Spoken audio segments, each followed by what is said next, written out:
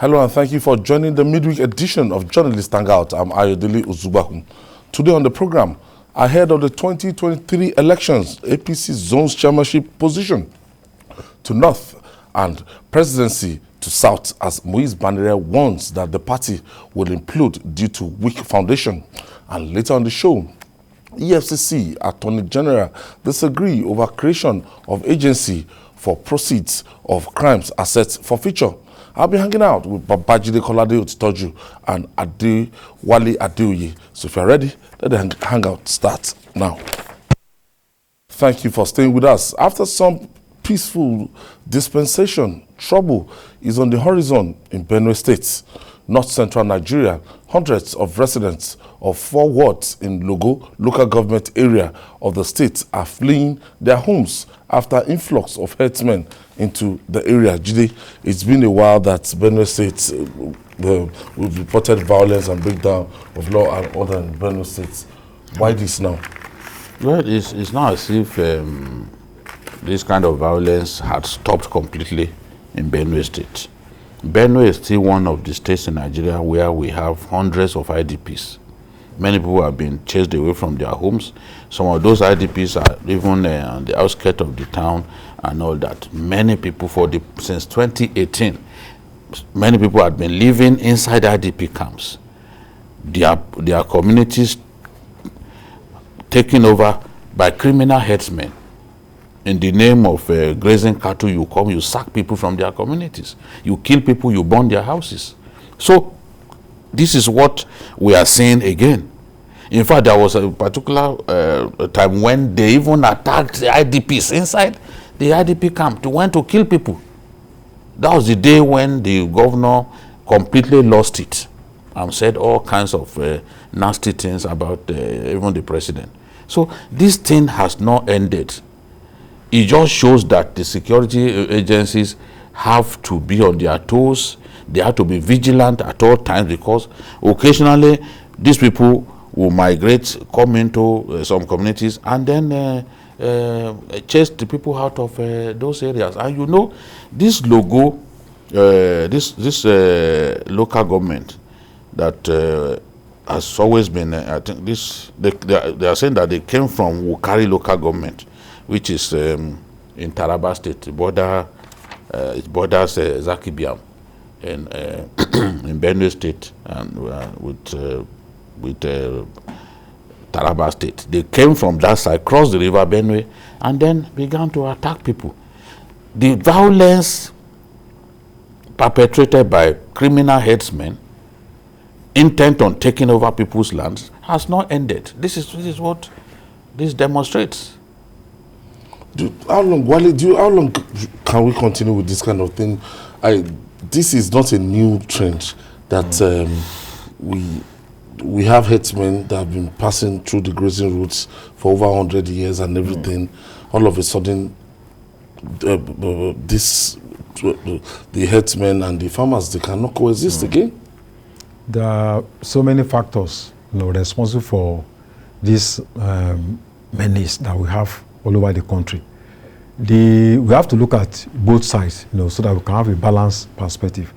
The herdsmen are under pressure, severe pressure, due to so many factors: climate change, crisis in the Maghreb region, displacement. Some of them are also victims of cattle rustling.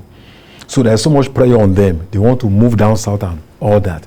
And of course, the Constitution recognizes the right of people to right to freedom, but the Constitution does not recognize the right to hazardous movement that impacts negatively on the livelihood of indigenous communities.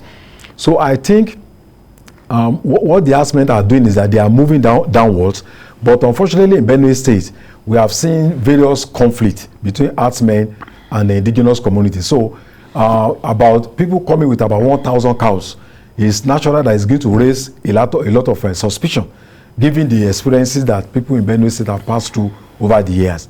And I think it is not right. There is no territory in Nigeria that has no owner. There is no land that is not owned by some people.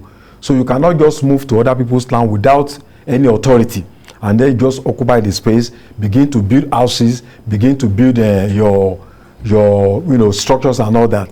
So I think it's a very dangerous trend, and we expect the government to come out with a long-lasting solution. That's why people have been suggesting ranching. That the North has a lot of states that are very large space of land. Borno State, Kano State, Niger State. So they should create ranching for them instead of going to indigenous communities where definitely their presence will lead to armed conflict, given the experience we have had in the past few years. Today, Mr. President is still talking about grazing routes. And the last time he granted an interview, he's still very much particular about this grazing routes. And a lot of Nigerians are saying that, some Nigerians are saying that this cannot work again, that we've gone past that stage. No, you can't work. You really can't work. And the truth is, even a lot of our people who are into the cattle business, they've adopted ranching. Many senators, for example, have their own ranches in Nasarawa and some states of the north. At least I know a few House of Reps members who have their farms in Nasarawa state. Nasarawa is big. So the people are adopting ranching. When I spoke with one of my friends who is a member of the mainstream Mietiala, not the Mietiala Katahore that continues to say nasty things meant to divide Nigeria, they said that, look, even they had begun practicing ranching at individual level. So ranching is the way to go. That is the future. That is the future. It's just like saying, oh, despite the fact that you have this phone, you prefer to use those old phones, those old phones that used to make a loud noise when no, I'm not even talking about those landlines, those ones, not cellular now, maybe you are too young. Not 9 North. The dialing one. The ones that okay, let me talk to those ones that you it's like somebody now saying that is the one that you want. The era of Nitel, when your line may never work for one whole month. When you see a Nitel man passing, you'll be begging him, please climb the pole, help me fix my line. That was how it was. 300,000 lines. That was the problem then. And when you want to call people abroad, you people will go and line up at Nitel. Yes. With your coins. Yes. You can be on the queue for up to 2 hours. More than many people, especially when you go to the ones close to where students are. And at the end of the day, that line, you may not get dial tone. You now go back miserable. So it's like somebody saying that is what he prefers. When technology has made life much more convenient for everyone. WhatsApp video. Yes. When this thing first came, the era of Sajem and Motorola and the rest of them, we couldn't do the things we now do. Sir. People snapping pictures. There was, in fact, we couldn't snap pictures initially. The people now, they can even do Snapchat and all that. And some of them even record themselves making love through Snapchat, and in error, other people will see it. And once it goes like that, it's an arrow that you are fired. You can't bring it back. They will now be lamenting on social media about, this one don't leak, this and that. Call it insensitivity, ambiguity, or lack of being in tune with reality.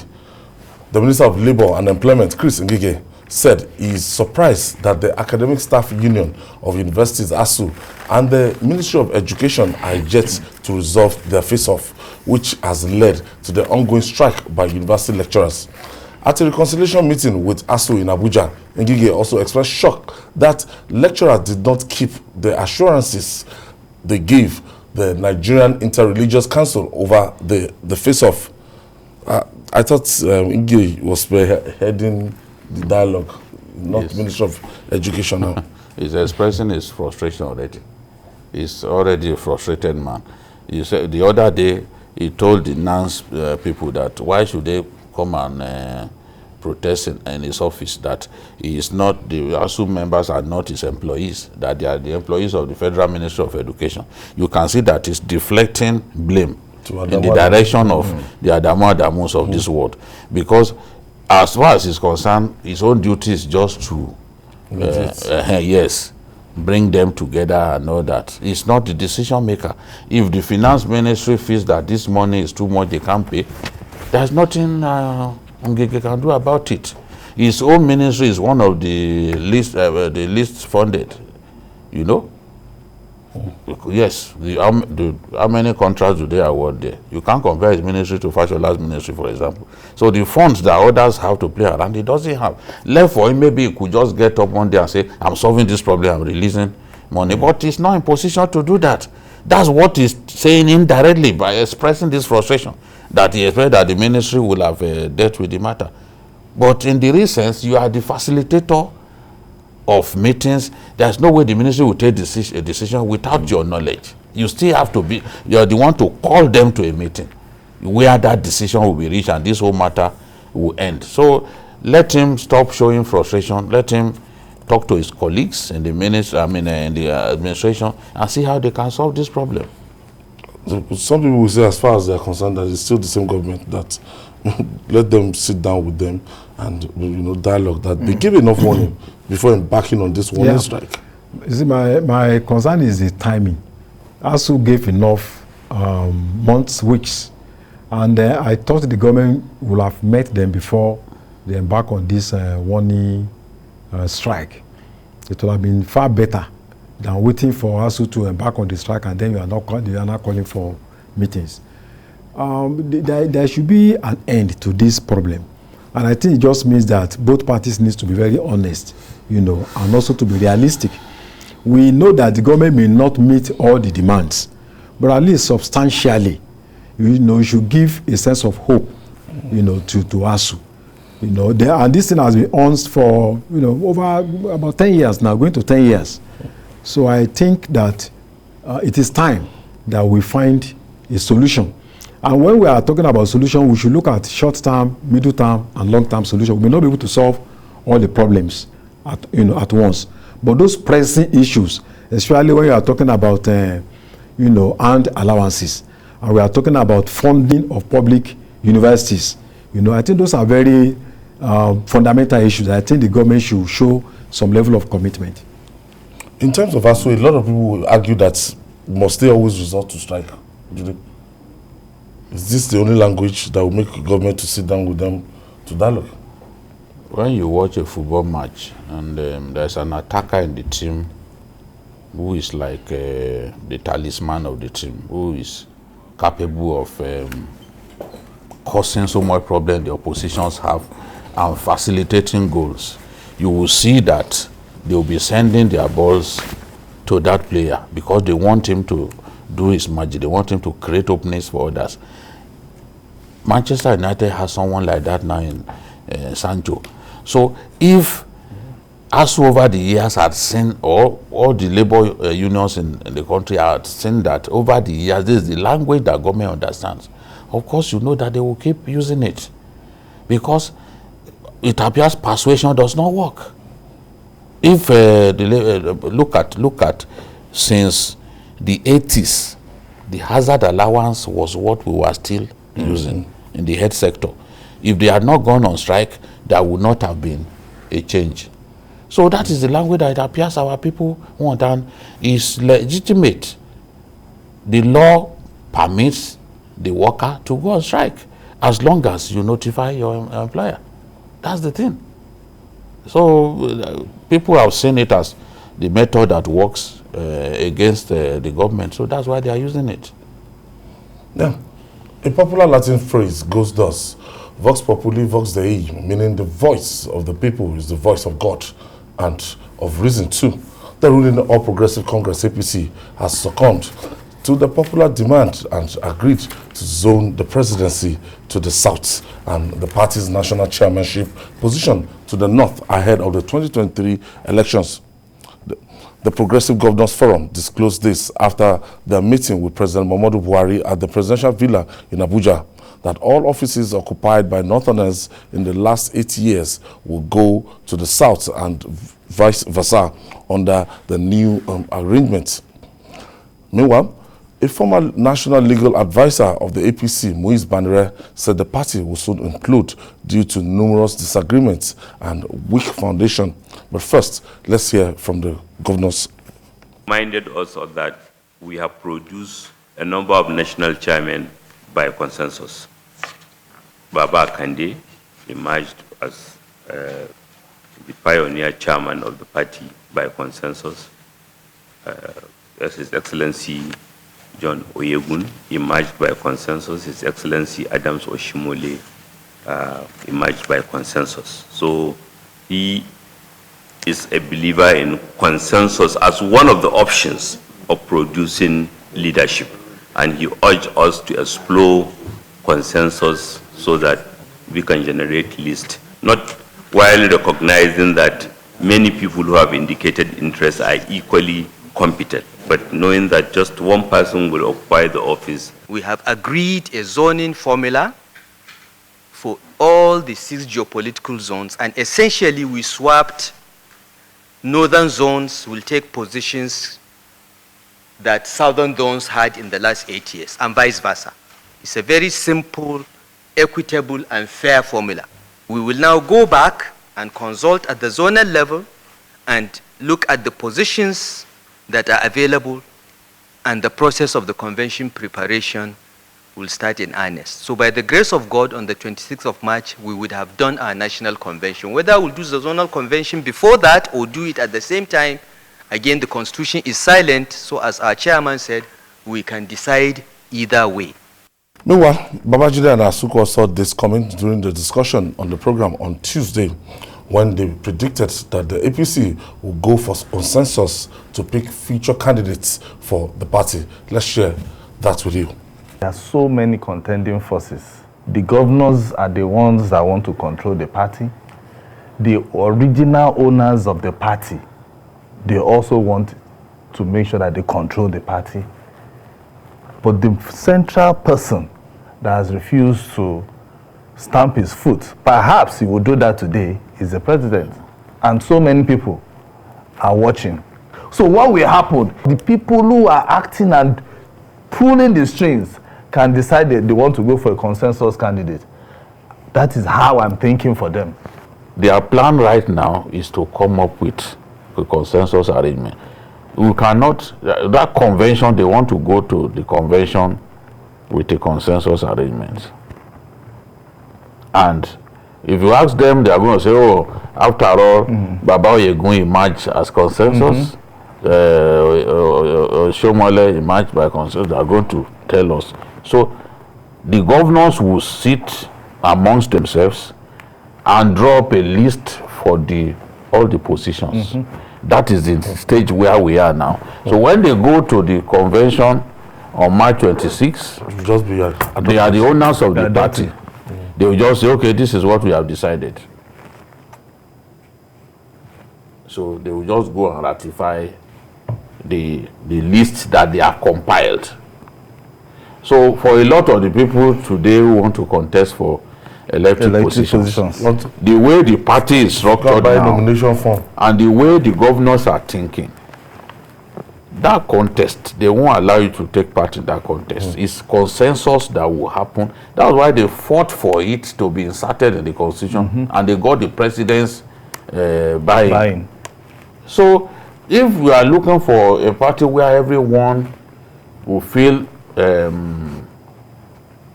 comfortable to contest, will feel that there's a level playing field for everyone to rise to become what he wants to become, then you are wasting your time. It's the consensus arrangement that the governors are working towards, because they know that if they can achieve the consensus, the convention will be less rancorous, you know. But right now, they will still go ahead and push for consensus. That is what the Kebbi State governor and his friends, that's what they want. Fire me, all of that, that's what they want. Consensus arrangement. All right, it was as if we were in that meeting yesterday, because that was exactly, once we just played back, what was exactly what panned out. You have more information on it now. Yes, because that's what they've always wanted. You can see the APC is not doing, in terms of what's going on now, they are not doing anything different to what the PDP have done. the PDP decided that, okay, all the positions earlier held by the North should now go to the South. That is in respect of party positions. Party positions. They took that decision, then the positions available ahead of the convention, they also resolved through consensus. They made Governor Gwany the chairman of the zoning committee, so he was the one who perfected which zone gets what and all that. In PDP. Yes, in PDP. So now APC is towing that line as well by saying, okay, at least we've heard from Rufai. Yes, the Progressive Governors Forum is not an organ of the party.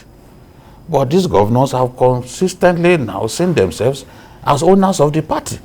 They are the ones who speak for the party now. They are the ones who run the party.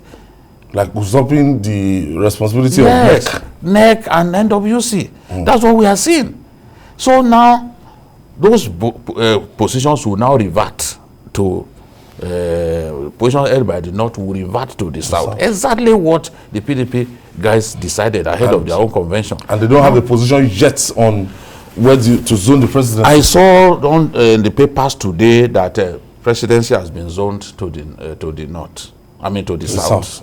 That's not correct. All of what I've spoken to people who were at the meeting, I have listened to what they said. There was nowhere I heard that is going to the South.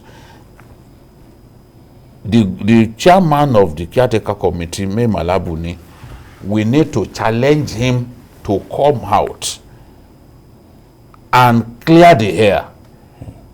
As the party decided to zone the presidency to the South, don't keep Nigerians guessing. Don't keep party members guessing.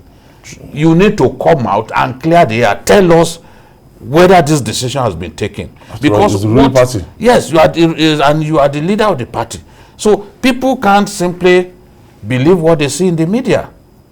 You need to come out, because we didn't hear any of you say it. But papers are reporting now that this has been zoned to the South. So quite confusing. Yes, it's confusing, and there's no need for this confusion. Let the party leader. Normally, when you have this kind of thing, by the next day, somebody will come and then break it down to the media. General Secretary, Senator, there. Yes, let them come out in plain language and say, okay, this is the decision. Because we can't have a situation in which people will now be guessing, oh, did they decide? And speculating. People are speculating now. They are even saying that, oh, that the different groups within the party have been allocated certain positions, which is not true. Which is not true. At least by the time you speak with like 2-3 governors who were at the meeting, at least once you have an idea of the truth. No.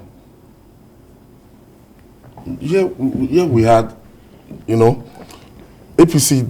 They know that, look, I think PDP were able to manage this phase very well. And by the time they went for their convention, they just had 2-3 positions to elect people into. They've already decided, and most of the arrangements went through consensus, apart from the deputy national chairman and everything. We went through the consensus and everything. So why is it difficult if it's as easy? If we now know that the governors officially, they are now running this party, why is it difficult to hold a convention? Well, I think it's all about a particular group that is bent on having its way within the party without adequate consultation and carrying every interest along.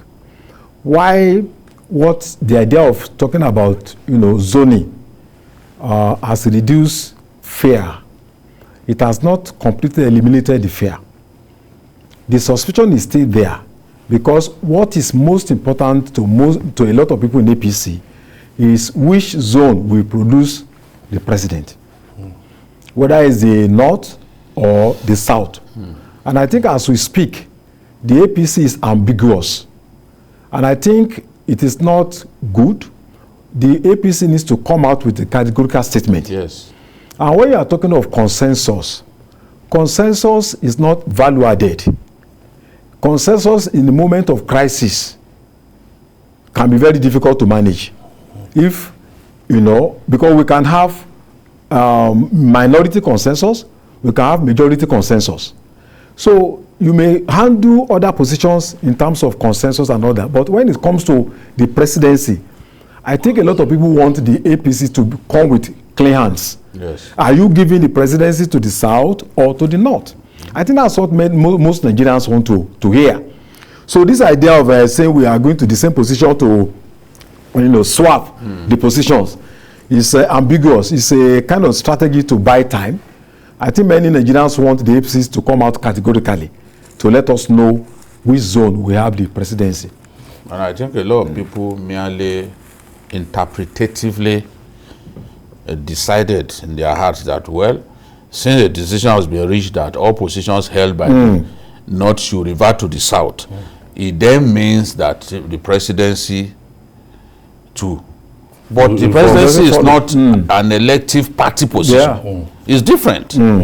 This same issue when it came to the PDP, because there are a lot of the giants of the PDP are from the north. In the past, if the presidency, if the chairmanship goes to a region, we will be convinced in our hearts that the presidency must go to the other region. And we've seen even PDP remove their national chairman on the morning of convention.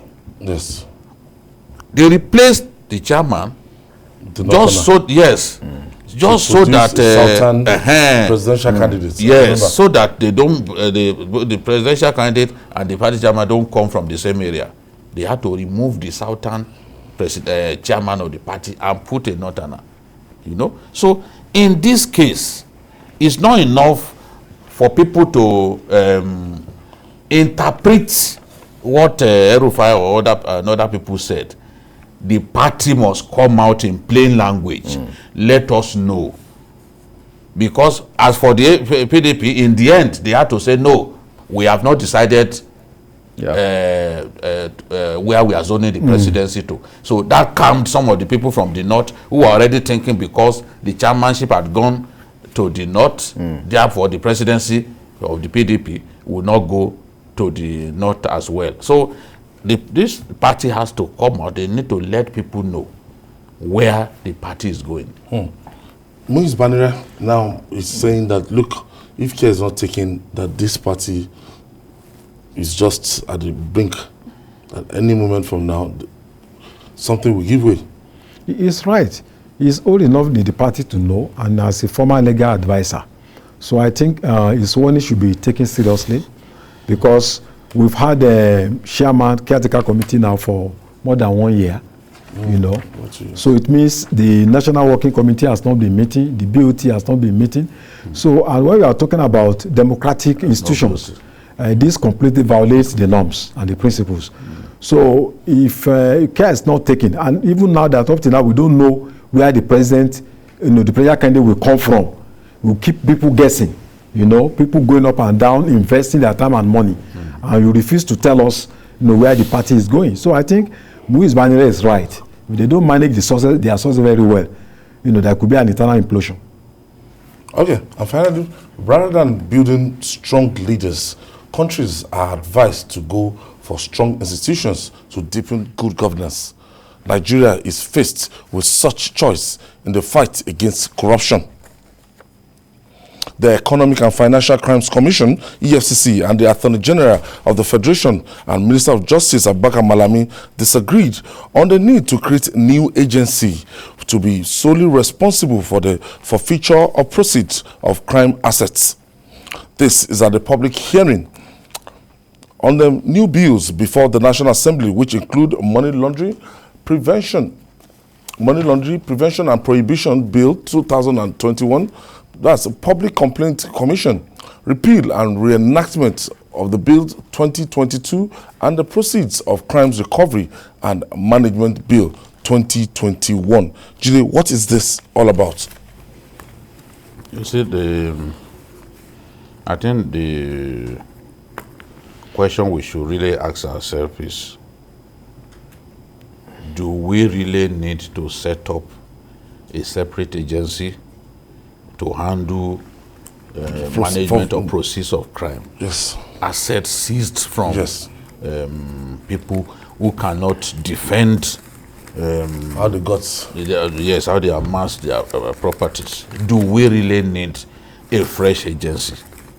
That is the issue that needs to be addressed. Now, there are those who have said, well, there's an attempt to whittle down the powers of the EFCC rather than strengthening it.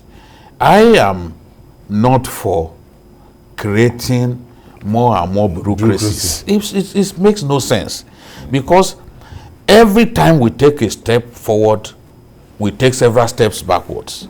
What was your own Saye report about? Your own Saye report, cutting, right-sizing. How we can right-size the bureaucracy in government and ensure that we merge some agencies. Oronsaye affirmed that there were 541 government parastatals, commissions and agencies, statutory and non-statutory. And he went on to say, to recommend the reduction of the statutory agencies from 263 to 161. Right now, conservatively, we have almost 1,000 agencies, parastatals of government. We cannot continue like this. This was the reason Senator Ali Dume threatened the other day that he will leave Nigeria, that recurrent expenditure continues to rise year on year. In the budget, it keeps going up, and he said, look, what's going on? We said, we've been told that there is embargo on employment. So how is it that overhead we are spending so much money on the bureaucracy and on the bureaucracy of government? So in my view, the choice is clear. Has EFCC got the capacity to manage these forfeited assets and all that? I think that given what they've done over the years, that they've got that capacity. If you keep it with the EFCC, you are not going to incur extra cost in terms of burden on government. But by the time you set up another agency of government, you are going to employ people who will run the office and all that. In doing that, you are expanding the frontiers of bureaucracy in the country, and that is what we do not want to see. The chairman of EFCC was even referring to the Presidential Committee on Recovery of Assets and all that, and said the whole world can recall what happened with the Presidential Panel and Investigation of Recovery of Public Assets. Remember the scandal? Yes, the man was locked up. In fact, it was said that the whole thing was characterized by corruption and all that, that some people would just be arrested, locked up. They were now seeing themselves more or less like a police or a law enforcement agency that can arrest people without a court order and then just lock them up. So that is that sort of confusion that the EFCC chairman does not want to see. The Attorney General says, no, this is not going to be an extra burden on government. But you and I know that he's not saying the truth. Because how do you set up a new office added to what's without you have their staff? People must man them. You have the structure. No matter how small, people must man them. I want to do. Wale, now when you are looking at this now, over time, a lot of people have been saying that EFCC have not managed or been accountable for those assets that they've seized so far, even from the days of Nuru Ribadu till now, that they've not done a good job from that. So some people are saying that, look, let's create another bureaucracy that they will be in charge of this. Well, to say that they have not done a perfect job does not mean they have not done any job at all. We may say that they have not done enough. But the point the Ministry of Justice is making is that they are talking about EFCC is concerned with criminal forfeiture of assets, while the new agency they are proposing is for civil forfeiture. And they are also making some other arguments that, to embody the EFCC. But I think if we are really committed to fighting corruption, we have enough institutions to handle what they are talking about, which is asset tracing and then forfeiture of assets that have been stolen by criminals. All we just need to do is to amend the EFCC Act. And it will be very fallacious for anybody to say that the EFCC has not done, even when you are talking about asset tracing, asset tracking, and asset forfeiture. By the time you are creating other institutions, you are going to complicate the bureaucracy. Yes. And most of the time, these agencies, there is unnecessary rivalry among them. Okay, let's quickly take this call from Dr. Mrs. Fadairo from Warri, that is Delta State. Thank you for joining us. Good evening, Ayo and Babajide and the other guy. Good evening. Good evening. I just want to make a little contribution on the discussion. Please go ahead, ma'am. On the discussion regarding who the APC funds as their candidate. And I want to say here that if they fund any other person outside Professor Yemi Osibanjo, they may lose the election. Go ahead. Oh, it's gone. She's gone. Okay. Thank you for It's not time thank for you for calling. campaigns yet. It's not time for campaigns yet. So Yeah. that's why it had to end. Okay, as you were saying. We have for instance, we have the police. Police also fights corruption. We have ICPC. We have Nigerian Financial Intelligence Unit. We have EFCC. Even the judiciary. You have ICPC. We have no? ICPC. So with EFCC, Special I think Fraud Unit. it covers, and of course there are international conventions, United Nations Convention Against Corruption. Nigeria is a signatory. So I think the EFCC should be left alone. All we just need to do is to expand the scope. And even strengthen their structures. All right, There's we'll no need quickly for- take this break. When we come back, we'll discuss more. Please stay with us. Welcome back. So, ultimately, you feel that we should not establish another bureaucracy and let EFCC just continue to... If we love our country, there are certain things that we won't even suggest.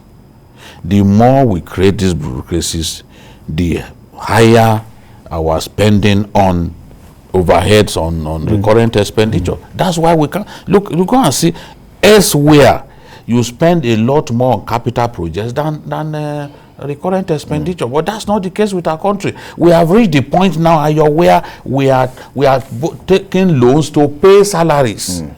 They will now call it ways and means. We'll find all kinds of...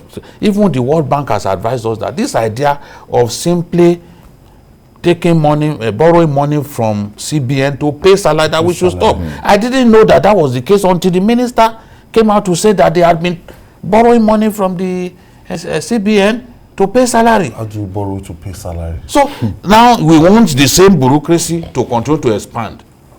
If we love our country, some of these things, we won't be doing them.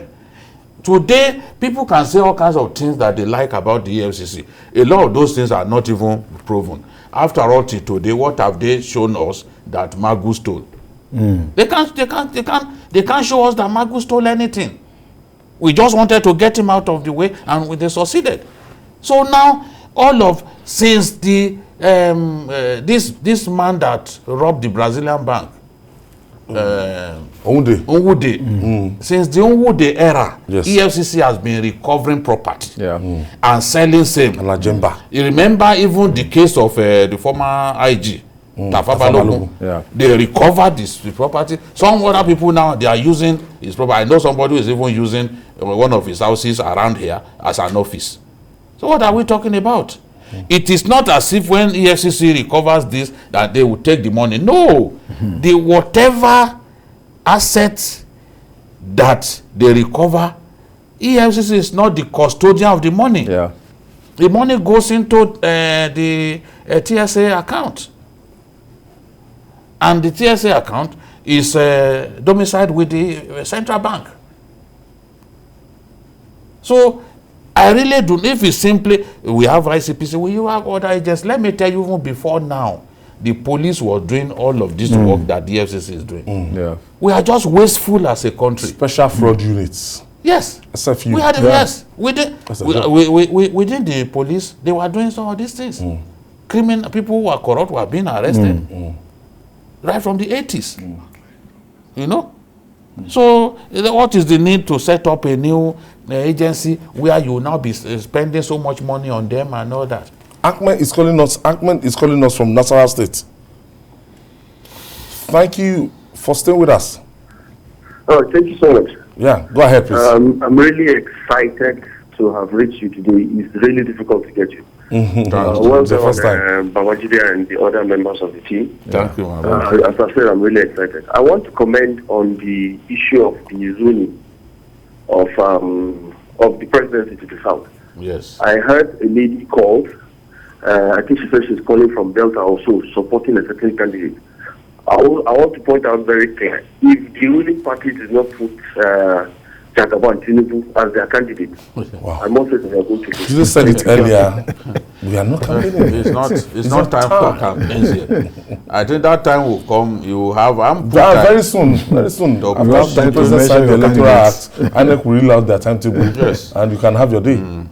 Let's not begin the campaigns before the time, because even as a TV station, we are under authority and we could face sanctions from the NBC if we allow our platform to be used to campaign.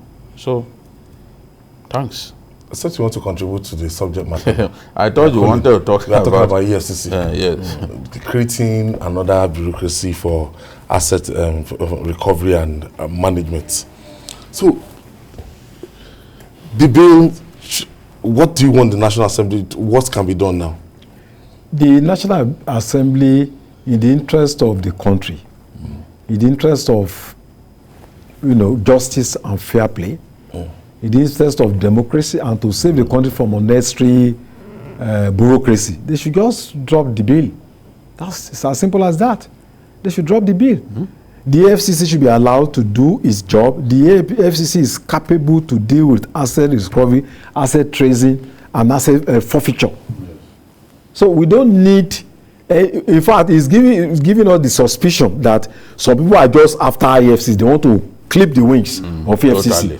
Render it to create another institution that some interest can control. And we don't need that. If there are areas where EFCC they need to be strengthened, then you go ahead and strengthen EFCC instead of creating another bureaucracy. It's not governments necessary. come and This is go. still what we were discussing Governments yesterday, come that and go. people's interest should not be put. Yes, in above lawmaking national and interest. yes, you see, you don't put personal interest above everything. We are saying that we have too many, that we have bureaucracy that we can hardly manage now, and we are trying to expand it further. So it makes no sense. Where you need to strengthen the EFCC structurally, go ahead, strengthen. I think also that the special control unit against money laundering under the EFCC should be strengthened. There's a lot of work that they can still do. So I'm for making the EFCC stronger rather than balkanize it and creating another agency that will where you now have overlapping functions and all that. That's not what I want to see. Even before the advent of EFCC and ICPC, the Nigerian Police Force, all the departments they have, have department that they can take care of this responsibility. It's still duplication of what we have now. And I think the international community will not take us serious. If we know what is happening in the circle of, United Nations Convention on Anti-Corruption and all that. Because all these things give very wrong signals, because you have an organization that is already dealing with a particular problem and then you want to create that was how they remove NFIU from the FCC. Today you hardly hear about NFIU. Nothing is happening. You hardly hear about NFIU. Jide, why is it difficult to implement that Orosori report? It's also a lack of political will. Since this president brought it back. It's just like the Ways report that time on electoral reform. Yes. This Orosori report is so... It's an excellent work that old man has done. We have not rewarded him in any way by letting it gather dust somewhere. He's done a fantastic job. we need to merge a lot of these agencies. Yeah, we need to let cut costs. There's a lot right of size. dead wood in the system that need to go. Duplication. Need to go. There's a lot of where you have up to 7, 8 drivers, you know, and the vehicles are not more than 2. What sort of nonsense is that? Nobody does that in the private sector, and that's why the government business is seen as nobody's business. Let the president, before he leaves, do us the honor of looking at that Oronsaye report. Merge those that need to be merged, scrap those that need to be scrapped, so that at least we can be healthier financially. The kind of money that we are spending on bureaucracy in our country, nobody spends it elsewhere. Nobody spends it elsewhere. Wale Adeoye, thank you for your contribution. And BKO, thank you for your contribution. And that's our offering today. Join us tomorrow for another episode of the program. You can watch the repeat broadcast tonight at 11 and join us on Journalists Hangout on Sunday. That's 1:30 to 3:30 p.m. Journalists Hangout on Sunday. We're on YouTube, youtube.com/TVC News Nigeria. I'm Adewale. See you tomorrow, and God bless Nigeria.